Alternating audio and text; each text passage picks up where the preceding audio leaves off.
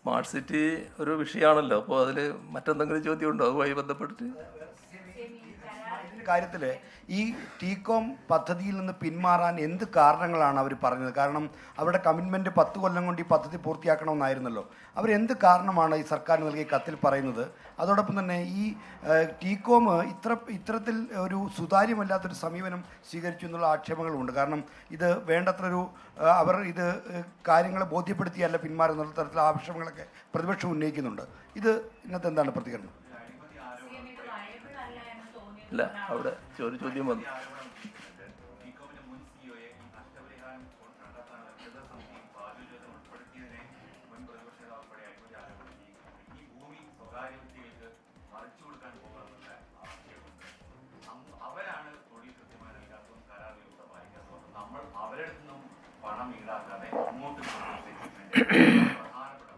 CM, ഇത് viable അല്ല എന്നുള്ളത് കൊണ്ടാണോ ടീകോം പിന്മാറുന്നു എന്ന് പറയുന്നത്? അതുപോലെ തന്നെ ഈ കരാറിൽ അവരിൽ നിന്ന് നഷ്ടപരിഹാരം ഈടാക്കാനുള്ള വ്യവസ്ഥ ഉണ്ടെന്നും ഇല്ലെന്നുമുള്ള വാദങ്ങൾ ഉയർന്നിട്ടുണ്ട്. അതിൽ സർക്കാരിന് വ്യക്തതയുണ്ടോ?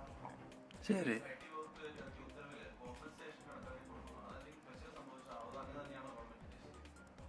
ശരി, ആയില്ലേ? അപ്പം നമ്മൾ ടീകോമിൻ്റെ ഭാഗത്ത് നിന്ന് ഗുരുതരമായ എന്തെങ്കിലും വീഴ്ചയോ വിശ്വാസക്കുറവോ അത് സർക്കാരിന് ബോധ്യപ്പെട്ടുകൊണ്ട് കൂടിയാണോ ഇങ്ങനെയൊരു നിലപാട്? ഇവിടെ ആദ്യമേ തന്നെ വ്യക്തമാക്കാനുള്ളത്, സ്മാർട്ട് സിറ്റി എന്നതുകൊണ്ട് നമ്മൾ ഉദ്ദേശിച്ച ചില കാര്യങ്ങളുണ്ടായിരുന്നു. അത് ഒന്നും നിന്നുപോവില്ല എന്നുള്ളതാണ്. പല തരത്തിലുള്ള ഊഹാപോഹങ്ങളും പ്രചരിപ്പിക്കുന്ന അവസ്ഥ വരുന്നുണ്ട്. ഇപ്പോൾ കേരളത്തിൻ്റെ ഭാവി വികസനത്തിൽ IT മേഖലയ്ക്ക് വളരെ പ്രധാനപ്പെട്ട പങ്ക് വഹിക്കാനുണ്ട്. അതിനുതകും വിധത്തിലുള്ള ഇടപെടലാണ് ഉദ്ദേശിക്കുന്നത്. ഇപ്പോൾ നഷ്ടപരിഹാരം കൊടുത്ത് പറഞ്ഞു വിടുക, അങ്ങനെയൊരു സമീപനമല്ല സർക്കാരിനുള്ളത്.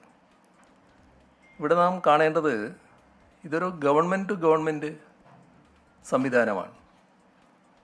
ഗവൺമെൻറ് ടു ഗവൺമെൻറ് എന്ന് പറയുമ്പോൾ മറുഭാഗത്തുള്ള ഗവൺമെൻറ് നമ്മുടെ മലയാളി സഹോദരങ്ങൾ ഏറ്റവും കൂടുതൽ ജീവിക്കുന്ന ഒരു പ്രദേശത്തെ ഗവൺമെൻറ്റാണ്. അപ്പോൾ അവരുമായി വല്ലാത്തൊരു മോശമായ ബന്ധമല്ല നമുക്ക് ഇതേവരെ ഉള്ളത്. അതേസമയം മലയാളികളോട് വൈകാരികമായി തന്നെ ചേർന്ന് നിൽക്കുന്ന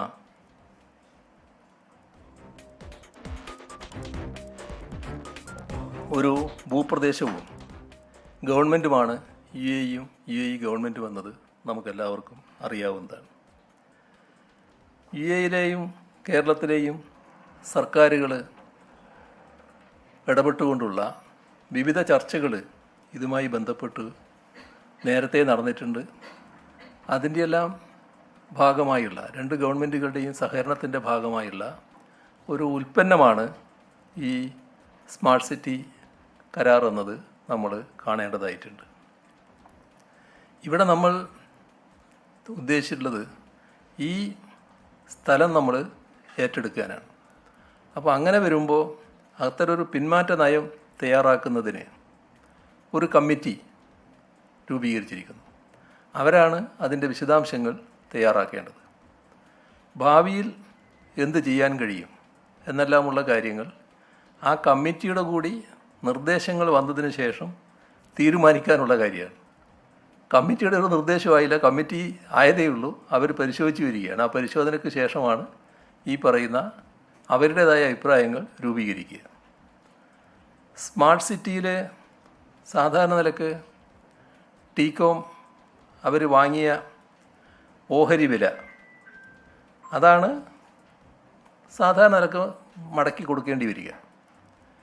ഇത് തന്നെ ഇൻഡിപെൻഡൻറ്റ് ഇവാലുവേറ്റർ തീരുമാനിക്കുന്നതാണ്. അത് നഷ്ടപരിഹാരമല്ല. നഷ്ടപരിഹാരം എന്നൊരു വാക്ക് അവിടെ ഉപയോഗിക്കേണ്ടതായിട്ടില്ല. അത് സാധാരണ നിലക്ക് കരാറിൻ്റെ ഭാഗമായിട്ട് വരുന്നൊരു കാര്യമാണ്. ദുബായ് ഹോൾഡിങ്സ് 2017 ദുബായ്ക്ക് പുറത്തുള്ള ഓപ്പറേഷൻസ് നിർത്തുന്നതുമായി തീരുമാനം കൈക്കൊണ്ടു. അതിൻ്റെ കൂടി ഫലമായാണ് നിലവിൽ ഈ ഒരു സാഹചര്യം സ്മാർട്ട് സിറ്റിക്ക് ഉണ്ടായത്. ഇതെല്ലാം ഈ രൂപീകരിച്ച കമ്മിറ്റി കണക്കിലെടുക്കുന്ന നിലയാണുണ്ടാവുക. ഇവിടെ ഒരു ചോദ്യം പ്രസക്തമായി വന്നല്ലോ, ഇത് പിന്നെ ഏതെങ്കിലും സ്വകാര്യ വ്യക്തികൾക്കോ സ്ഥാപനങ്ങൾക്കോ കൊടുക്കലാണോ എന്നൊക്കെയുള്ളത്. ഇവിടെ ഉദ്ദേശിക്കേണ്ടത് ഈ നമ്മളിത് ഏറ്റെടുക്കുക എന്ന് പറയുമ്പോൾ അത് പൂർണ്ണമായും ഗവൺമെൻറ് ഉടമസ്ഥതയിലുള്ളതായിരിക്കും. ഗവൺമെൻറ് ഉടമസ്ഥതയിലുള്ളൊരു പൊതുമേഖലാ സ്ഥാപനമായിട്ട് ഇത് നിലനിൽക്കും. ഒരു ജോയിൻറ്റ് വെഞ്ചറും അവിടെ ഉണ്ടാവില്ല. ഒരു കൂട്ടർക്കും ഇത് പതിച്ചു കൊടുക്കാൻ ഉദ്ദേശിക്കുന്നില്ല. ഇവർ പോയി വേറൊരു കൂട്ടർ ആ സ്ഥാനത്ത് വന്നിരിക്കുക എന്നുള്ളത് ഉദ്ദേശിക്കുന്ന കാര്യമല്ല. അങ്ങനെയൊരു കാര്യമേ സർക്കാർ ഉദ്ദേശിക്കുന്നില്ല. ഒരു സ്വകാര്യ പങ്കാളിത്തവും അതിനകത്തുണ്ടാവില്ല. സർക്കാർ നിയന്ത്രണത്തിലാണ് എല്ലാ കാര്യങ്ങളും, തുറന്നുള്ള വികസനങ്ങൾ നടക്കുക. എന്നാൽ നമുക്കറിയാമല്ലോ, ഇപ്പോൾ നമ്മുടെ ഇവിടുത്തെ പാർക്കിൻ്റെ കാര്യമൊക്കെ നമുക്കെല്ലാവർക്കും അറിയാവുന്നതല്ലേ. അതിനകത്ത് ഒരുപാട് സ്വകാര്യ കമ്പനികൾ വരും, അത് വേറെ. പാർക്ക് ഇതിൻ്റെ ഭാഗമായി ഗവൺമെൻറ് ഉടമസ്ഥയിൽ തന്നെയാണ് നിൽക്കുക. സ്വകാര്യ സ്ഥാപനങ്ങൾ വന്നു എന്ന് വരാം, സ്വകാര്യ പദ്ധതികൾ വന്നു എന്ന് വരാം. അതിനൊക്കെ ആവശ്യമായ സൗകര്യങ്ങൾ സ്വാഭാവികമായും ചെയ്യും. ഇപ്പോൾ അവിടെ നിന്നടുത്ത് തന്നെ ഇൻഫോ പാർക്കിൽ ഇപ്പോൾ ധാരാളം സ്ഥാപനങ്ങൾ പ്രവർത്തിക്കുന്നില്ലേ. ടെക്നോ പാർക്കിൻ്റെ കാര്യം നമുക്കിവിടെ അറിയാവുന്നതല്ലേ. ഇപ്പോൾ 246 ഏക്കർ സർക്കാർ ഭൂമി പാട്ടത്തിന് നൽകിക്കൊണ്ടാണ് സ്മാർട്ട് സിറ്റി SPV രൂപീകരിച്ചത്. ഈ 246 ഏക്കർ ഭൂമി കേരളത്തിൻ്റെ IT വികസനത്തിന് ഫലപ്രദമായി ഉപയോഗിക്കാനാവും. അതാണ് ഇതിൻ്റെ ഏറ്റവും വലിയ പ്രത്യേകത. ഇപ്പോഴുള്ളൊരു പ്രത്യേകത നമ്മൾ കാണണം. ഇതിനടുത്താണല്ലോ ഇൻഫോ പാർക്ക്. ഇൻഫോ പാർക്കിൽ 99% സ്ഥലവും വിവിധ കമ്പനികൾ പ്രയോജനപ്പെടുത്തി വരികയാണ്. പുതിയ കമ്പനികൾ വരാൻ വലിയ താല്പര്യമുണ്ട്, പക്ഷേ സ്ഥലമില്ല. അപ്പോൾ അവിടെ കൊടുക്കാൻ പറ്റുന്നില്ല. സ്ഥലമില്ലാത്തത് വലിയ തടസ്സമായി പുതിയ കമ്പനികളുടെ വരവിന് മാറിയിരിക്കുന്നു. ഈ സാഹചര്യത്തിൽ ഇൻഫോ പാർക്കിന് തൊട്ടടുത്തുള്ള 246 ഏക്കർ ഭൂമിയിലൂടെ കേരളത്തിൻ്റെ IT വികസനം കൂടുതൽ മേഖലയിലേക്ക് വ്യാപിപ്പിക്കാൻ നമുക്ക് കഴിയുമെന്നതാണ് കാണേണ്ടത്. അപ്പോൾ കൂടുതൽ കമ്പനികൾ കടന്നു വരുന്ന അവസ്ഥയും ഉണ്ടാകാം. അതുകൊണ്ടാണ് ഇത്തരമൊരു നയം സ്വീകരിക്കേണ്ടത്. പിന്നെ പിന്മാറ്റ കരാറിലേക്ക് എത്തിയത് എങ്ങനെ? സ്മാർട്ട് സിറ്റിയുടെ പ്രശ്നങ്ങളെക്കുറിച്ചും മുന്നോട്ട് പോക്ക് എങ്ങനെയാവണം എന്നതിനെ സംബന്ധിച്ചും പഠിച്ച് വ്യക്തമായ ശുപാർശ സമർപ്പിക്കുന്നതിന് ചീഫ് സെക്രട്ടറി തലത്തിൽ ധന, റവന്യൂ, നിയമ, IT സെക്രട്ടറിമാർ ഉൾപ്പെടുന്ന ഒരു കമ്മിറ്റി രൂപീകരിക്കാനും അഡ്വക്കേറ്റ് ജനറലിൻ്റെ അഭിപ്രായം കണക്കിലെടുത്ത് വേണ്ട നടപടി സ്വീകരിക്കുവാനുമാണ് തീരുമാനമായത്. സ്മാർട്ട് സിറ്റി ഫ്രെയിംവർക്ക് എഗ്രിമെൻറ്റിലെ ക്ലോസ് 7.2.1 പ്രകാരം ടീകോമിന് നോട്ടീസ് പുറപ്പെടുവിക്കുന്നതിന് പകരം ടീകോമുമായി ചർച്ച ചെയ്ത് പിന്മാറ്റ നയം സംബന്ധിച്ച് അവരുമായി ഒരു കരാറിൽ ഏർപ്പെടുന്നതിനാണ് അഡ്വക്കേറ്റ് ജനറൽ നിയമോപദേശത്തിന് ഊന്നൽ നൽകിയത്. അതനുസരിച്ച് കേരള സർക്കാരിനോ നോമിനിക്കോ ടീകോമിൻ്റെ ഓഹരികൾ വാങ്ങാനും കരാർ ബാധ്യതകളിൽ നിന്ന് അവരെ ഒഴിവാക്കാനും സാധിക്കും. ഇതിലാണ് ഞാൻ പറയുന്നത് കേരള സർക്കാർ തന്നെ വാങ്ങാനാണ് ഉദ്ദേശിക്കുന്നത്. ഫ്രെയിംവർക്ക് കരാറിലെ ക്ലോസ് 7.2.2 പ്രകാരം ഇൻഡിപെൻഡൻറ്റ് ഇവാലുവേറ്ററെ നിയമിച്ച് ടീകോമിന് നൽകേണ്ടുന്ന ഓഹരി വില കണക്കാക്കാനും തീരുമാനിക്കുകയുണ്ടായി. ഈ നടപടിക്രമങ്ങളിൽ കൂടിയാണ് പിന്മാറ്റ കരാർ തയ്യാറാക്കുന്ന നിലയിലേക്ക് മന്ത്രിസഭാ യോഗം തീരുമാനമെടുത്തത്. ഇവിടെ ഓഹരി വില അത് നഷ്ടപരിഹാര തുകയായി ചിത്രീകരിക്കുന്നൊരു നിലയുണ്ട്. അതിൻ്റെ ഭാഗമായിട്ട് ചില അഭിപ്രായങ്ങളും ഉയർന്നു വരുന്നുണ്ട്. ടീകോമിന് നൽകുന്നത് നഷ്ടപരിഹാരം എന്ന നിലക്കല്ല, ഇൻഡിപെൻഡൻറ്റ് വാല്യുവറാണ് ഈ തുക തീരുമാനിക്കുന്നത്. സ്മാർട്ട് സിറ്റിയിൽ ടീകോം വാങ്ങിയ 84% ഓഹരിയുടെ വിലയാണ് സംസ്ഥാനം തിരികെ വാങ്ങുന്നത്. ലീസ് റദ്ദാക്കുന്ന സാഹചര്യം വന്നാൽ ലീസ് പ്രീമിയം തുകയായ 91,52,00,000 രൂപയും അടിസ്ഥാന സൗകര്യത്തിനായി ചെലവഴിച്ച തുകയും നൽകണമെന്നാണ് ഫ്രെയിംവർക്ക് എഗ്രിമെൻറ്റിലെ വ്യവസ്ഥ. ഇതെല്ലാം പരിഗണിച്ചാണ് കരാറിലെ ക്ലോസ് 7.2.2 പ്രകാരം ഇൻഡിപെൻഡൻറ്റ് ഇവാലുവേറ്ററെ നിയമിച്ച് ടീകോമിന് ഓഹരി വില നൽകുന്നത്. ഇതല്ലാതെ പദ്ധതി നടപ്പാക്കുന്നതിൽ ഏതെങ്കിലും ഭാഗത്ത് വീഴ്ചയുണ്ടായാൽ മധ്യസ്ഥ ചർച്ച വഴി പരിഹാരം കാണാനും ആർബിട്രേഷൻ നടപടികൾക്കും കരാറിൽ വ്യവസ്ഥയുണ്ട്. എന്നാൽ ആർബിട്രേഷൻ നടപടികളും നിയമത്തിൻ്റെ നൂലാമാലകളും ഒഴിവാക്കി എത്രയും വേഗം IT വികസനത്തിന് ഫലപ്രദമായി ഈ ഭൂമി വിനിയോഗിക്കുക എന്നതാണ് സർക്കാർ കാണുന്നത്. അതിനാണ് ഇത്തരമൊരു തീരുമാനമെടുത്തിട്ടുള്ളത്. ലീസ്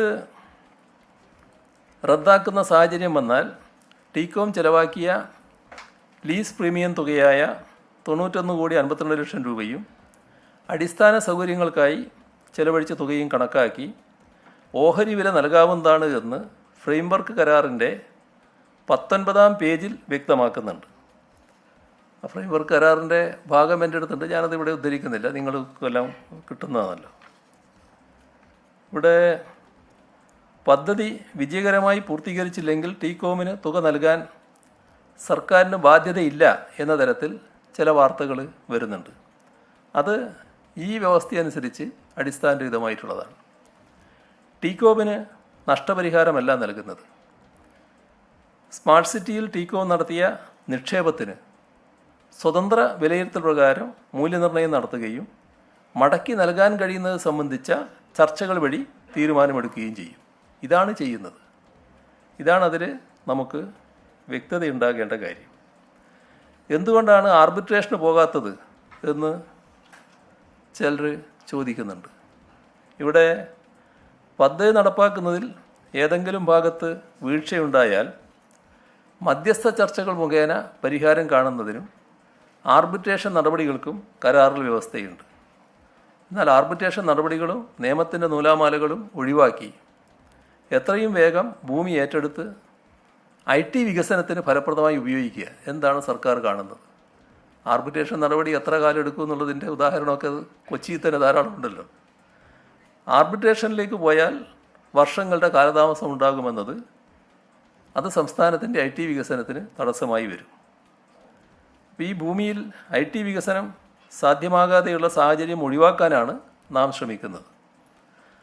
അപ്പോൾ തെറ്റിദ്ധാരണ ഇതിൽ പരത്താൻ ശ്രമിക്കരുത്. നാടിൻ്റെ ഭാവിക്ക് ആവശ്യമായ ഒരു കാര്യമാണ് എന്നത് നാം കാണണം. നമുക്ക് വിവാദങ്ങളിലാണ് നല്ല രസം സാധാരണ ഉണ്ടാകുക, പക്ഷേ ഇതൊരു നാടിൻ്റെ ആവശ്യമാണ് എന്ന് തിരിച്ചറിഞ്ഞുകൊണ്ടുള്ള നിലപാട് സ്വീകരിക്കാൻ നമുക്ക് കഴിയണം.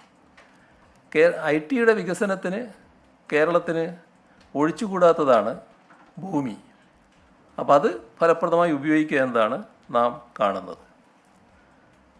ആയിരക്കണക്കിന് ആളുകൾക്ക് തൊഴിൽ ലഭിക്കുന്ന ഒരു പദ്ധതിയായിട്ടാണ് ഇത് മാറുക. സമയം കുറച്ച് അധികമായിപ്പോയി, മറ്റ് ചോദ്യങ്ങളെല്ലാം പിന്നീടാകാം. ഇവിടെ നമുക്ക് അവസാനിപ്പിക്കാം. ബാക്കി പിന്നീടാകാം.